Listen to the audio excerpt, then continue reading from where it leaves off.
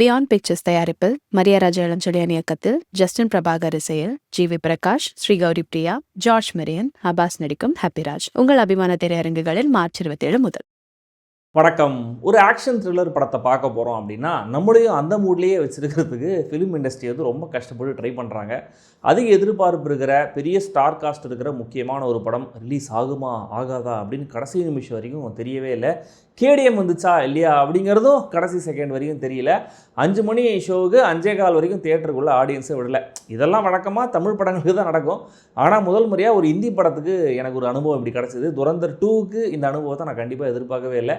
சாந்தமில் ஆக்சுவலாக 5 மணி ஷோ, சத்தியமில் 5:30 மணி ஷோ. நான் சத்தியமில் தான் புக் பண்ணியிருந்தேன். ஆனால் 5 மணி ஷோக்கே 5:30 வரைக்கும் உள்ள விடலை, 5:30 மணி ஷோக்கு 5:30 வரைக்கும் உள்ள விடலை. சரி, இன்னும் கூட லேட் ஆகும்னு நினச்சேன். டக்குன்னு அடுத்த 5 நிமிஷத்தில் எல்லாரையும் உள்ள விட்டு படத்தையும் ஸ்டார்ட் பண்ணிட்டாங்க. அடுத்தது சப்டைட்டில் வருமா வராதா அப்படிங்கிறது ஒரு த்ரில்லு.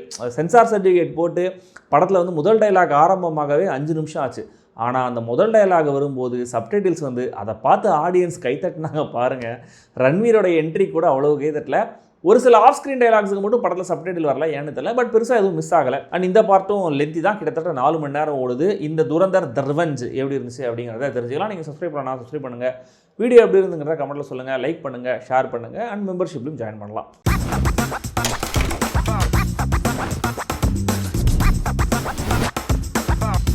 துரந்தர் தி ரிவெஞ்ச். ரஹ்மான் தகாயத் மறைவுக்கு அப்புறம் லயாரியில் நம்ம ஹம்சா அலி மன்சாரியோடைய கொடி தான் பறக்கும்னு நினைப்பீங்க.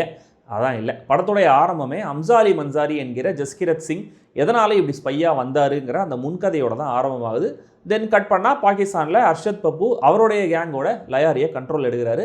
ஆனால் ரஹ்மானுடைய தம்பி உசைர் பலோச்சுக்கு என்ன பண்ணலாம் அப்படின்ற மாதிரி ஹம்சா அலி ஐடியாலாம் கொடுத்து திரும்ப லயாரியை கண்ட்ரோல் எடுக்கிறாங்க.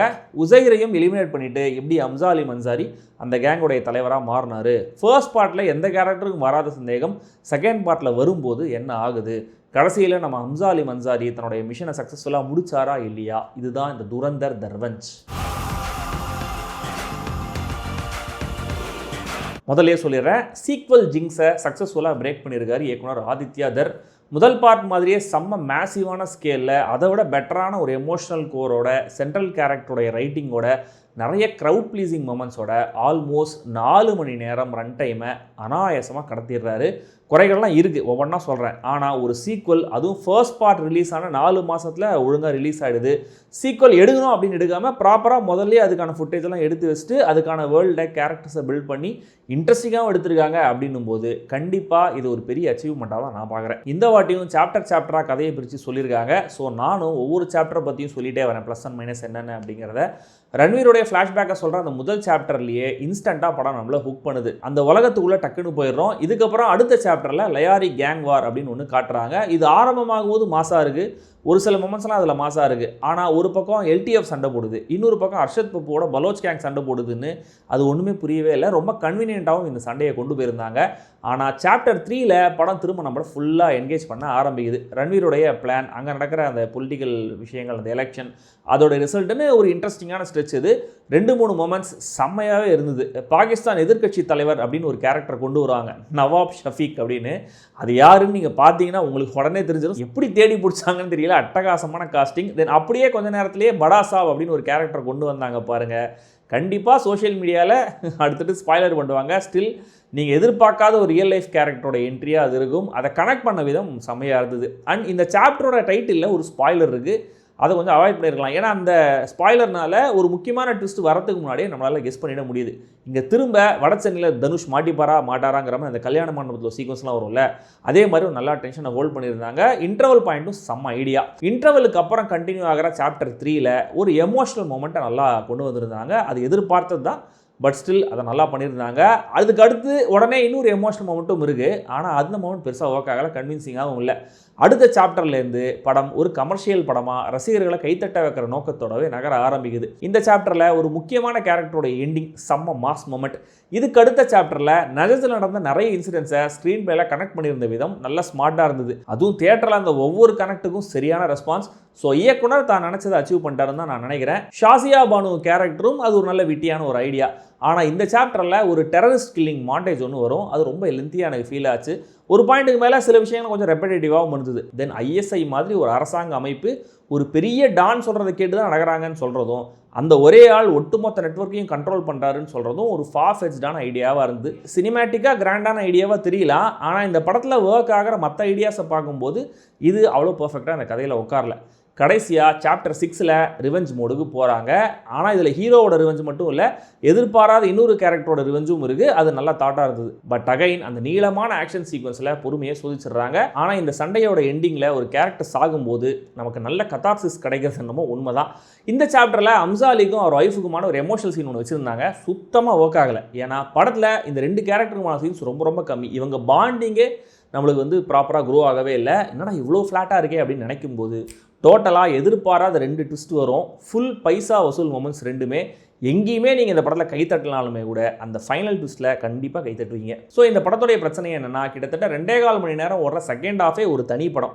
ஸோ அந்த செகண்ட் ஹாஃபையே நம்ம ஸ்டார்ட் மிடில் எண்டு அப்படின்னு பிரிக்கலாம். அதில் அந்த மிடில் போர்ஷன்ஸ் பெருசாக நம்மளை என்கேஜ் பண்ணல. பர்டிகுலராக அர்ஜுன் ராம்போலோடைய அப்பா கேரக்டருக்குன்னு ஒரு 2-3 சீன்ஸ் வச்சுருப்பாங்க. அது கொஞ்சம் ஃபன்னியாக தான் இருந்தது. பட் ஸ்டில் அதை அப்படியே தூக்கியிருக்கலாம். தென் ஆரம்பத்தில் ஒரு எமோஷனல் கோரோட ஸ்ட்ராங்காக ஆரம்பித்தாங்கன்னு சொன்னேன் இல்லையா. ஆனால் அதுக்கப்புறம் கொஞ்சம் கொஞ்சமாக டோட்டலாக கதை அதை மறந்துடுது. வைஃப் கேரக்டரை வச்சு அப்படியே அந்த எமோஷனை ரிலே ரேஸ் மாதிரி கேரி பண்ண ட்ரை பண்ணியிருந்தாலுமே கூட அந்த கேரக்டருக்கு படத்தில் ஏஜென்சியே இல்லை அப்படின்னும் போது எமோஷன்ஸும் நம்மளுக்கு ஒர்க் ஆகலை. ஒரு மாண்டேஜில் டக்குன்னு கிங் ஆஃப் கராச்சி ஏறுறாரு ஹீரோ. அந்த வளர்ச்சி இருக்குது இல்லையா, இந்த பெரிய ரன் டைமில் கூட அந்த வளர்ச்சியை நம்மளுக்கு கன்வின்சிங்காக சொல்லலை. இதெல்லாம் சினிமேட்டிக் லிபர்ட்டி என்கிற கமர்ஷியல் போங்கு தான்.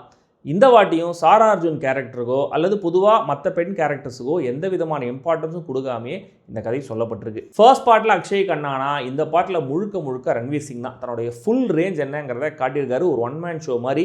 பர்டிகுலராக டயலமாவில் இருக்கும்போது அந்த கேரக்டர் எமோஷன்ஸையும் காட்டுறதுங்கிறது ரொம்ப ரொம்ப கஷ்டம். அதை தேவைப்படுற ஒவ்வொரு மொமெண்ட்லையுமே ரன்வீர் டெலிவர் பண்ணுறாரு. கையில் இருக்கிற ஃபோட்டோவை எரிக்கிற மாதிரி ஒரு 2 சீன் வரும். அந்த 2 சீன்லையுமே அவர் காட்டுற எமோஷன்லாம் ரொம்ப நல்லா இருந்தது. அண்ட் இந்த பார்ட்டோட மெயின் ஆன்டகனிஸ்ட் அர்ஜுன் ராம்பால் தான்.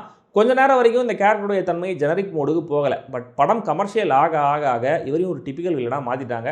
அர்ஜுன் ராம்பால் நல்லா தான் நடிச்சிருக்காரு. சஞ்சய் தத் போன வாட்டி மாதிரி இந்த வாட்டியும் மன்சூர் அலிகான் ஜோனில் ஒரு மாதிரி ஃபன் பண்ணி ரசிக்க வச்சிருக்காரு. மாதவனுக்கு போன பார்ட்டை விட இந்த பார்ட்டில் சீன்ஸும் அதிகம், ஆராவும் அதிகம். அவர் வர ஒவ்வொரு சீனுமே செம்மையாக இருந்துச்சு. ராகேஷ் பேடி இந்த படத்துடைய ஸ்டார்னே சொல்லலாம். இந்த பார்ட்டில் ஒரு செம்ம மெமரபிளான ஒரு பர்ஃபார்மன்ஸை அவர் கொடுத்துருக்காரு. படம் பார்த்துட்டு வர பல பேர் அவரை பற்றி தான் பேசுவாங்க பாருங்களேன். கௌரவ் கேரா, தனிஷ் பண்டோர், உதய்பீர் சாந்துன்னு எல்லாருமே நைஸ். ஷாஸ்வத் சச்தேவோடைய மியூசிக்கில் பாடல்கள் இந்த பார்ட்டில் பெருசாக ஸ்டாண்ட் அவுட்டாக தெரியல. பட் பிஜிஎம் அட்டகாசமான ஒர்க். அகைன் ரெட்ரோ பாடல்களுடைய ஓவர் யூசேஜை மட்டும் கொஞ்சம் அவாய்ட் பண்ணியிருக்கலாம். Cinematography, editing, sound design, production design, stunt கொரியோகிராஃபின்னு எல்லாமே தரம்.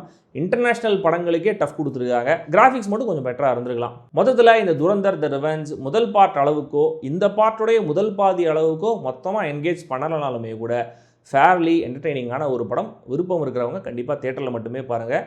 அண்ட் ஏ சர்டிஃபிகேட் கொடுத்துருந்தாலுமே கூட அளவுக்கு அதிகமான வயலன்ஸ் சில அடல்ட்ஸையே கொஞ்சம் கதிகலங்க வைக்கும். அதை பார்த்துக்கோங்க.